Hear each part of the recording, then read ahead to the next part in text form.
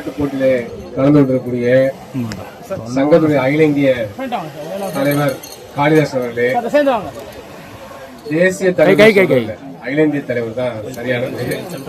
அல்ல அகில இந்திய தலைவர் காளிதாஸ் அவர்களே, இங்க வந்து அகில இந்திய மற்றும் மாநில நிர்வாகிகளே, இந்த கிரிக்கெட் விளையாட்டு போட்டியில் சிறப்பாக பங்கேற்று உங்களிடையே நட்புறவை மேற்கொள்ள வேண்டும் என்பதற்காக ஒரு சிறப்பான முயற்சி மேற்கொண்ட உங்கள் அத்தனை பேருக்கும் இந்த அன்பார்ந்த வணக்கத்தையும் வாழ்த்துக்களையும் தெரிவித்துக் கொள்கின்றேன். விளையாட்டு போட்டிலாம் ஒண்ணு சேர்க்க முடியாது அதிகமாக.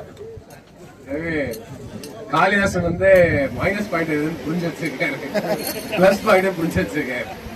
அதனால ஒவ்வொரு ஆண்டும் இந்த லேப் டெக்னீஷியன் டேக்கு கண்டிப்பா ஒரு கிரிக்கெட் போட்டி வச்சு எல்லாரும் மறந்துடக்கூடாது இல்லையா? அதனால எல்லாத்தையும் வரவழைச்சு அதுவும் போறப்ப சந்தோஷமா போகணும்.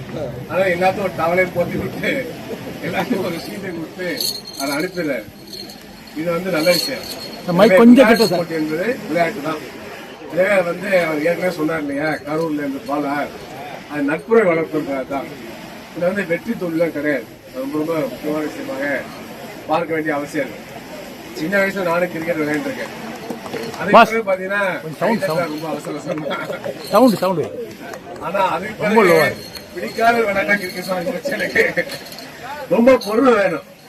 என்னன்னா உங்களுக்கு வந்து வெற்றி பெற்றது பாராட்டம் இல்லையோ, இந்த கடுமையான மொட்டை வெயில் வந்து விளையாண்டு பார்த்தீங்களா, அதுக்காக பாராட்டணும். 11 பேரு இந்த விளையாட்டு போட்டியை முடிச்சவங்க கடைசியா டான்ஸ் ஆனீங்க பாருங்க, சரியா? அதுக்கு கூடுதலா பாராட்டணும். என்ன எல்லாத்தையும் சகிச்சுக்கிட்டு இந்த வெயிலையும் தாங்கிட்டு பால அப்படி நிக்கிறாரு பாருங்க. அதனால அந்த அளவுக்கு வந்து பாராட்டணும். அவர் ரொம்ப பொறுமை வேணும். நாள் முழுவதும் விளையாடிட்டு ஒருத்தர் தட்டிட்டே இருப்பாரு, ஒருத்தர் பொறுக்கி போட்டு இருப்பாரு. ரொம்ப பொறுமையான விளையாட்டு இந்த கிரிக்கெட் விளையாட்டு. ஏன்னா அந்த வேலை ஏதோ ஒரு விளையாட்டு உங்கள் அனைவரையும் ஒற்றுமைப்படுத்துகிறது, மகிழ்ச்சியா வைத்திருக்கிறது, ஆண்டுதோறும் ஒவ்வொரு முறை கூட வைக்கிறது. சிவகுமார் மாதிரி சந்தோஷமா இந்த நிகழ்ச்சிகளை ஏற்பாடு செய்யறாங்க. அதுல பங்கேற்ற அனைவருக்கும் என்னுடைய வாழ்த்துக்களை தெரிவித்துக் கொள்கின்றேன். சின்ன வயதுல பள்ளி படிப்பு முடிக்கின்ற பொழுது கார்ல் மார்க்ஸ்ட அவங்களுடைய ஆசிரியர் வந்து ஒரு சாக் பீஸை கொடுத்து உனக்கு ரொம்ப பிடிச்சது அப்படின்னு சொல்லி அவங்கள்ட்ட கேட்டாங்க. உடனே கார்ல் மார்க்ஸ் எழுதினார், எனக்கு பிடித்தது என்னன்னு சொன்னாக்க, ஒரு மனிதா வாழணும்னாக்க அது வந்து மனிதாபிமானத்துல வாழணும்.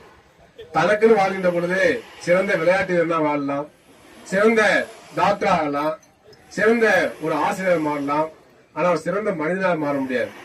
ஒரு சிறந்த மனிதனா மாறணும்னு சொன்னாக்க அவன் தன்னுடைய சக மனிதர்கள் படக்கூடிய துன்ப துயரங்களை மாற்றுவதற்கு அறிவியல் பூர்வமாக முயல வேண்டும் அப்படின்னு சொல்லி சொன்னார். அதனாலதான் வந்து அது ரொம்ப ரொம்ப முக்கியம். அறம் போலும் கூர்மை வேணும், மரம் போல்வர் மக்கள் பண்பு இல்லாதவர். பெரிய விளையாட்டு வீரராக இருக்கலாம், ரொம்ப உலகத்திலே அறிவாளியா இருக்கலாம், மிகப்பெரிய புத்திசாலியா இருக்கலாம், அறம் போல கூர்மையான அறிவும் இருக்கலாம். ஆனா அவன் சிறந்த மனிதனாக முடியாது. அது மரத்துக்கு சமம்னு வள்ளுவரே சொல்லிட்டாரு. அதுல எது அறம்னு சொன்னாக்க சக மனிதர்கள் படக்கூடிய துன்பங்களை மாற்றக்கூடிய மனித நேயம் தான். அவன் மனித நேயம் தான் முக்கியம். எனவே அந்த அடிப்படையில உங்கள் சங்கம் வந்து ஒரு மனித நேயத்தோட செயல்படக்கூடிய சங்கம். அதுல மனித நேயத்தோட செயல்படக்கூடிய சங்கம் ஆண்டுக்கு ஒரு முறை மட்டும் கூடுவது போதாது. காளிதாசன் வந்து ஒரு போராட்டத்தை அறிவிப்பு கொடுத்தாரு, எல்லாரும் வந்து நிக்கணும். ஒரு பிரச்சனை என்ன செய்யணும், சக மனிதர் படக்கூடிய துன்பத்தை மாற்றுவதற்கு எல்லாரும் நிக்கணுமா இல்லையா? சிவகுமார் லேப மூட போறாங்கன்னா நம்ம சம்பத்குமார் கொதிக்கணும். என்ன சிதம்பரம் மாவட்டத்தில் அது வந்து நிக்கணும். அதே போல சம்பத்குமார் பிரச்சனை என்ன செய்யணும், ராமநாதபுரத்தை வந்து நிக்கணும். அப்ப சக மனிதர்கள் படக்கூடிய துன்பத்தை மாற்றுவதற்கு நாம் விஞ்ஞானபூர்வம் முயலணும். என்ன விஞ்ஞானபூர்வமா? சங்கத்தின் மூலமாக நாம் எல்லாம் ஒன்று சேர்ந்து ஒரு சங்கத்தை அமைத்து நாம் ஒரு கோட்பாட்டு ரீதியாக சங்கத்தை செயல்படுத்தி அதன் மூலமா தீர்வு காண வேண்டும் என்பதுதான் நம்முடைய அறிவியல் பூர்வமான முயற்சி அர்த்தம். இன்னும் சொல்ல போனா கார்ல் மார்க்ஸ் சொல்லுவார், ரோடு ஓரத்துல சாலையில ஒரு பிச்சைக்காரன் உட்கார்ந்துருக்கானாக்க அவனுக்கு 5 ரூபா போடுறது மனிதாபிமானம் கிடையாது. அது பதிலாக ஏன் ஏழ்மை இருக்கு, ஏன் வறுமை இருக்கு என்பதை புரிந்து கொண்டு அது இல்லாமல் முழுமையா மாற்றுவதற்கு போராடுறதுதான் உண்மையான மனிதாபிமானம் கார்ல் மார்க்ஸ் சொன்னார்.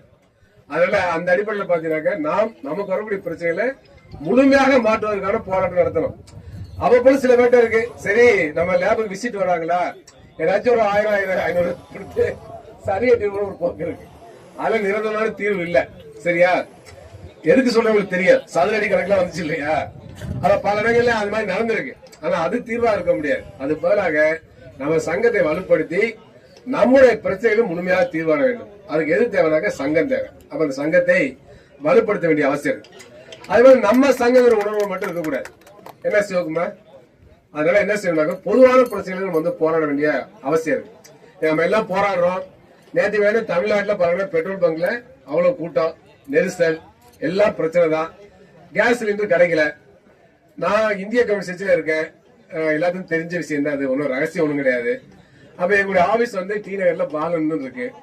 அங்க வந்து பாத்தீங்கன்னா மதிய உணவு கிடைக்கல. என்னன்னு கேட்டா எல்லா ஹோட்டலும் மூடிட்டாங்களாம்.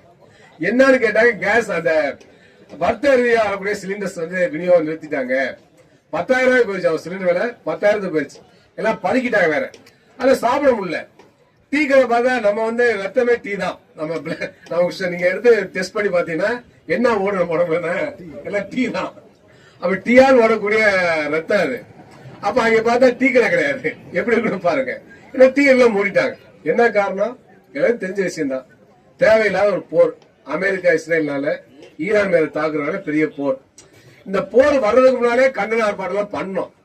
அதுல காளிதாசன் கலந்துட்டாரு, ஆர்மி கலந்துட்டாரு, நம்ம தனவந்தன் கலந்துட்டாங்க. எத்தனை பேர் வருவாங்க? ஒரு 20 பேர் அதிகபட்சம் பண்ணோம். அதுவே பெரிய விஷயம் தான்.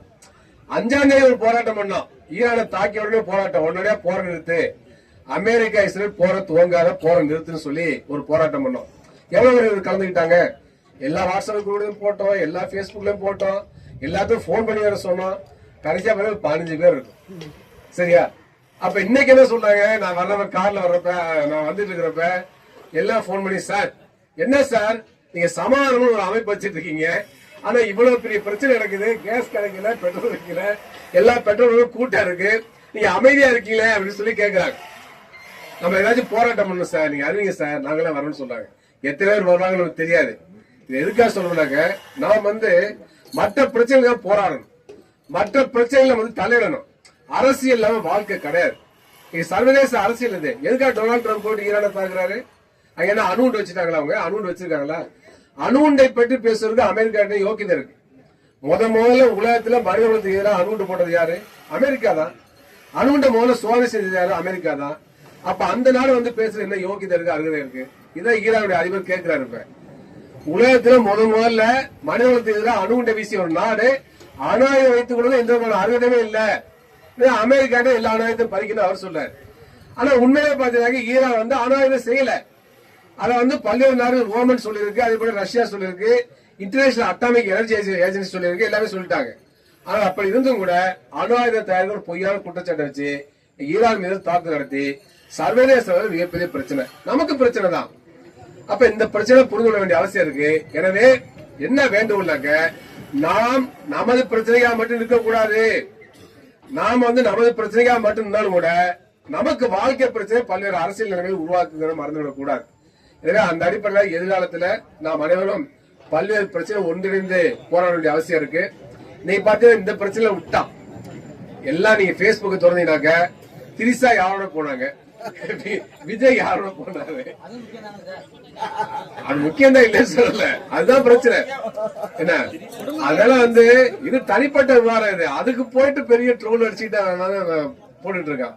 ஆனா இந்த மாதிரி பிரச்சனை வெளியே வரமாட்டேங்குது. எனவே நாம் வந்து இந்த மாதிரி பிரச்சனை எல்லாம் முக்கியத்துவம் கொடுக்க வேண்டும். எனவே எதிர்காலத்தில் நாம் அனைவரும் ஒன்றுபட்டு செயல்படுவோம். நம்ம அதிகமான மனித நேயத்தோடு செயல்படுவோம். நம்முடைய உரிமையை பாதுகாப்போம். அந்த அடிப்படையில உங்களுக்கு எல்லாம் இன்னைக்கு வந்து ஒரு ஊக்க டானிக்க சென்னை மாவட்டம் கொடுத்துருக்காங்க. அருமையான கிரவுண்டை பார்த்தா எனக்கு விளையாடணும்னு ஆசை வந்துருச்சு. இந்த கூட அடுத்தடுத்த முறைகளை வந்து நம்ம பங்கேற்போம். போன முறை தூக்கி வச்சு நான் தான் அடிச்சேன் ஒரு ஃபர்ஸ்ட். ஆமா, அப்ப அதெல்லாம் ஒரு மனதுல நிற்கக்கூடிய ஒரு பிரச்சனை இருக்கிறது, நினைவுல நீங்காது. எனவே அந்த அடிப்படையில உங்களுக்கு முக்கியமான தேவை என்னன்னாக்க, இந்த சங்கத்தை மேலும் மேலும் வலுப்படுத்த வேண்டும் என்பதுதான். எனவே அதை நீங்கள் செய்ய வேண்டும் என கேட்டுக்கொண்டு, இங்க வந்து கலந்து கொண்டு விளையாடி பரிசுகளை பெற்றவர்களுக்கும் போட்டியில கலந்து கொண்ட அனைவருக்கும் வாழ்த்துக்களை தெரிவித்துக் கொண்டு, நீங்கள் அனைவரும் சிறந்த லேப் டெக்னீஷியனாக, சிறந்த மனிதாபிமானிகளாக திகழ வேண்டும் என கேட்டுக்கொண்டு என்னுடைய வாழ்த்துக்களை தெரிவித்து விடைபெறுகிறேன். நன்றி, வணக்கம்.